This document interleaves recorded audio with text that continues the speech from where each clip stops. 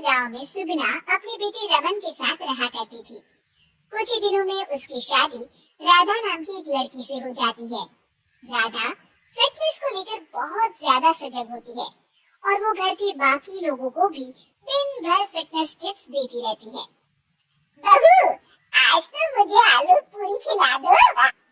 नहीं माँ जी, उसमें बहुत ज्यादा फैट और कोलेस्ट्रॉल होता है।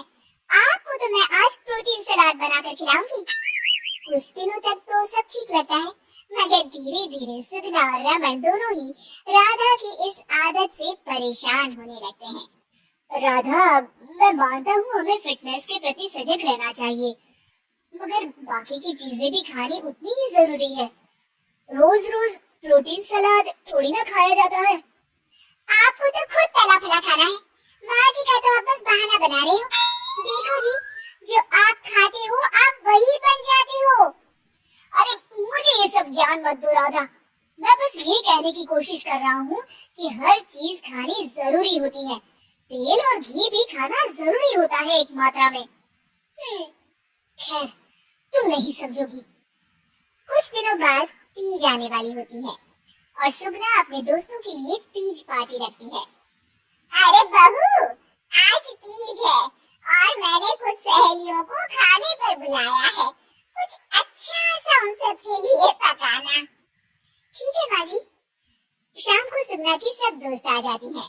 सुगना सबको अपनी बहू से मिलवाती है। अरे वाह सुगना, तुम्हारी बहू तो बहुत ही खूबसूरत है। सिर्फ खूबसूरत ही है या गुनी भी? अरे नहीं नहीं, मेरी बहू बहुत ही संस्कारी है, घर का सारा काम भी खुद करती है। थोड़ी देर सब गप्पे मारते रहते हैं, फिर राधा टेबल पर खाना लगा देती है। खाना लगा दिया है मैंने, आप सब खा सकते हैं। सब लोग टेबल पर आते हैं। अरे ये सब क्या है? आंटी, ये पालक का सूप है और वो स्प्राउट सलाद। वो सब तो ठीक है बहू, मगर खाना कहाँ है? आंटी, यही खाना है, इससे हेल्थ भी बनी रहेगी और आप सबकी उम्र में तो यही खाना ठीक रहता है। हमारी उम्र मतलब? अरे हम कोई बुढ़िया थोड़ी ना हो गई है। और ओ सुगना, अगर खिलाना ही नहीं था तो हमको बुलाया ही क्यों? सब मूड खराब हो गया तीज के दिन, चलो यहाँ से। और ये सब बोलते हुए सब औरतें चली गई। अरे ऐसा क्यों किया राधा? मैंने बोला था ना कि कुछ अच्छा बनाना। तुम्हारे फिटनेस टिप्स हर जगह अच्छे नहीं लगते। आज तुम्हारी वजह से सब मुझे इतना सुना कर गई। जाओ, अब वो पालक सूप और सलाद खुद ही खाओ। उधर रमन भी राधा की इस आदत से बहुत परेशान हो जाता है, क्योंकि वो रोज उसके टिफिन में कोई ना कोई सलाद बना कर देती और डाल देती। और एक शाम जब रमन ऑफिस से लौटता है तो अचानक गुस्से से आग बबूला हो जाता है। राधा, ओ राधा! आ रही हूँ, चिल्ला क्यों रहे हो? चिल्लाऊंगा ही ना, आज ऑफिस में मैं बेहोश हो गया था। अरे मगर क्यों? अरे तुम जो फिटनेस के नाम पर रोज ही सलाद और दाल देती हो ना, टिफिन में उससे मेरा पेट नहीं भरता और मुझे वीकनेस की वजह से चक्कर आ गए। मगर उसमें तो प्रोटीन होता है। हर चीज लिमिट में अच्छी लगती है राधा, चाहे वो फिर प्रोटीन ही क्यों ना हो। उसके अलावा भी सबकी मात्रा खाने में जानी चाहिए। मैं तो बस आप सबकी सेहत के लिए ये सब करती हूँ। अरे इतना भी मत करो, हमें खुला छोड़ दो थोड़ा। थोड़े दिनों बाद एक दिन जब सुगना मंदिर से लौटकर आ रही होती है तो अचानक से गिर जाती है और उसकी सब उंगलियां और हाथ पैर जोर से अकड़ जाते हैं। कुछ लोग मिलकर उसे घर छोड़ जाते हैं।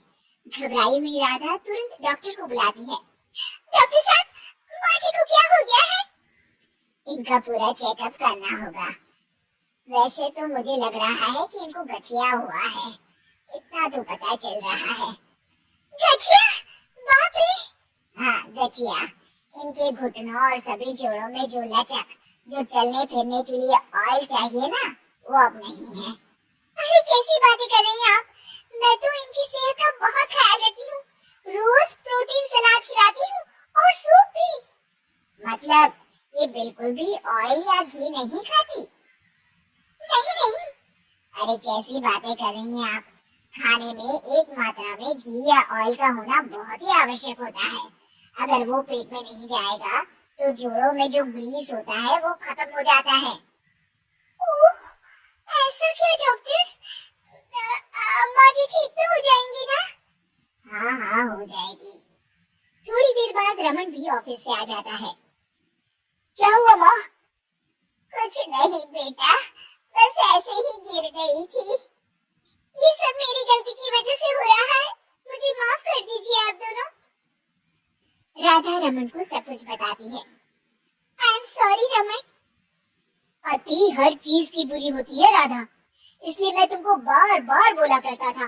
तुम्हारी फिटनेस के प्रति जागरूकता अच्छी लगती है, लेकिन शरीर में हर तरह की प्रोटीन जाना भी जरूरी है। जी, आप बिल्कुल सही कह रहे हैं। मुझे माफ कर दीजिए। मैं अपने हाई क्लास फ्रेंड के दिखावे और बहकावे में आ गई थी।